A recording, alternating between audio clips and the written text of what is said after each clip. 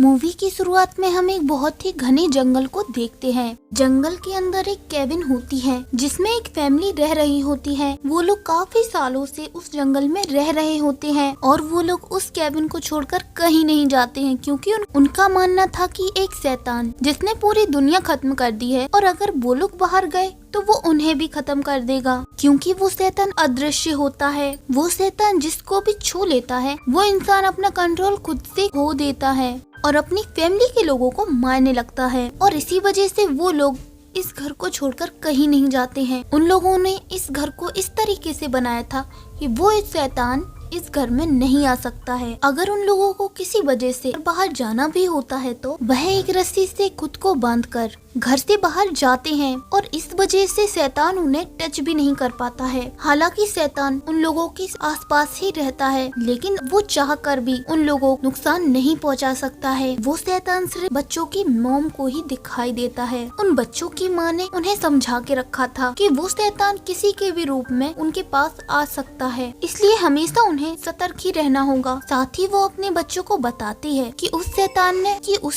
ने उनके डैड को छू लिया था जिससे उन्हें मजबूरन उन्हें मारना पड़ा, इसलिए उनकी डैड को उन्हें मारना पड़ा। साथ ही वह शैतान मेरे सामने भी फैमिली के कई मेंबर्स के रूप में आ चुका है। ये सब बातें बताने के बाद बच्चे खाना खाकर सो जाते हैं। वह औरत जिसका नाम मोमा होता है उसे नींद नहीं आती है क्योंकि बाहर से कुछ अजीब टाइप की आवाज आ रही होती है तो वह बाहर देखने के लिए जाती है लेकिन उसे कोई दिखाई नहीं देता है। लेकिन मोमा को कुछ अजीब सी फीलिंग आ रही होती है और वो जैसे ही मुड़कर देखती है तो उसे शैतान दिखाई देता है और वो जल्दी से भागकर अपने घर के अंदर चली जाती है। अब नेक्स्ट डे हम देखते हैं कि मोमा अपने बच्चों के साथ शिकार पर जाने की तैयारी कर रही होती है। वह अपने दोनों बच्चों और खुद को रस्सी से बांधती है और जंगल में शिकार करने के लिए निकल जाते हैं और वह लोग खाना इकट्ठा करने लगते हैं। छोटे छोटे कीड़े मकोड़े, मेंढक, चूहा और यहाँ तक कि स्नेक भी होता है। जब खाना ढूंढते टाइम एक बच्चा जिसका नाम नोलन होता है उसे एक चिड़िया के अंडे दिखाई देते हैं जिन्हें वो उठाने जाता है तो एक अंडा नीचे गिर जाता है और वह अंडे तक पहुंचने की बहुत कोशिश करता है लेकिन रस्सी बंधी होने के कारण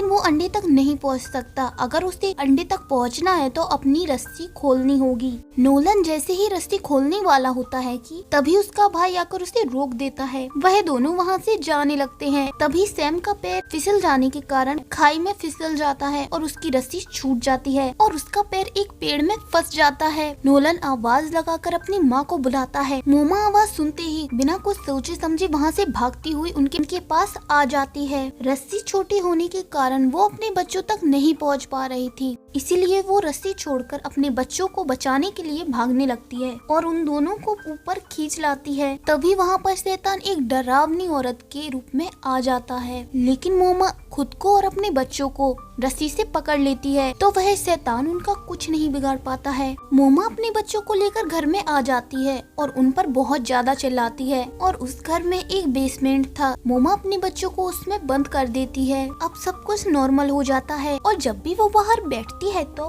वह शैतान किसी के भी रूप में उसके सामने आता है और उससे बातें करता है जिससे कि वह उसकी बातों में आकर बाहर आ जाए, घर के बाहर आ जाए। एक बार तो वो शैतान उसके हस्बैंड के रूप में भी आ जाता है लेकिन वो उसे इग्नोर कर देती है। उन दोनों बच्चों में से एक बच्चे को नींद में चलने की बीमारी होती है जिसकी वजह से मोमा उसके पैर में एक घंटी बांध देती है। मोमा उन्हें बताती है कि यहाँ आने से पहले वो एक सिटी में काम करती थी और बहुत अच्छे से रहती थी और जब सब कुछ खत्म हो गया तो वो उन दोनों को लेकर इस जंगल में आ गई। अब धीरे धीरे उन सबका खाना खत्म होता जा रहा था तो मजबूरन मॉम उन दोनों को पेड़ की छाल भी खिलाने लगती है जो कि उन दोनों से नहीं खाई जाती है। एक दिन नोनल को एक जिसमें वो खुद को घर के बाहर पाता है और जिसमें एक शैतान भी आ जाता है और जब वो आँख खोलता है तो वो सच में घर के बाहर होता है क्योंकि उसे सच में नींद में चलने की बीमारी होती है। तभी मोम आकर उसे घर के अंदर ले जाती हैं। एक दिन मोम उन बच्चों को बताती हैं कि उनके पास खाना बिल्कुल से खत्म हो गया है, उन्हें अपने डॉग को ही मारकर उसे खाना होगा जिससे कि उनका महीने भर का काम चल जाए। और जैसे ही मोम उस कुत्ते को मारने वाली होती है तभी वहाँ पर नोलन आ जाता है